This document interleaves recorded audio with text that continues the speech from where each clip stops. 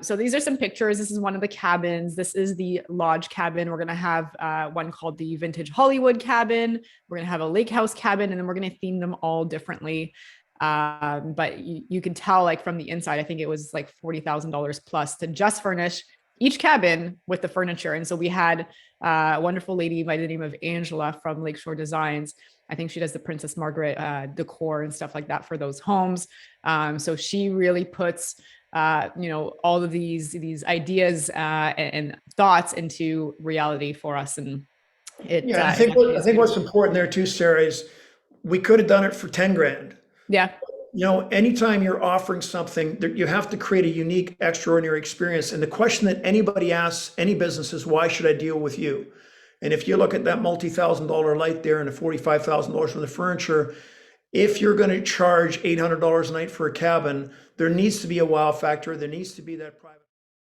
And so now there's just more availability. And so it's not every single property that's getting booked.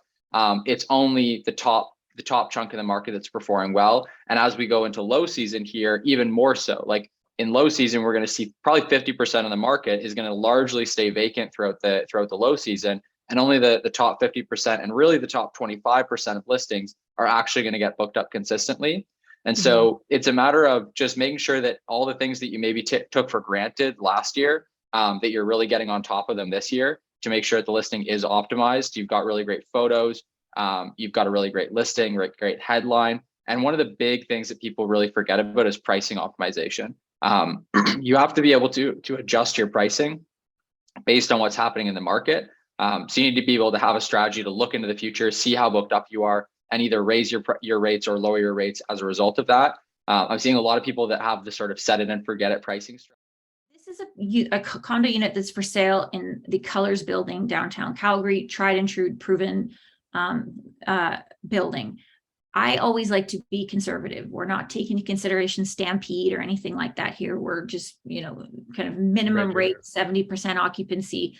This is, you will outperform this, but that's how I always like to look at it. So this unit is for sale right now for $385.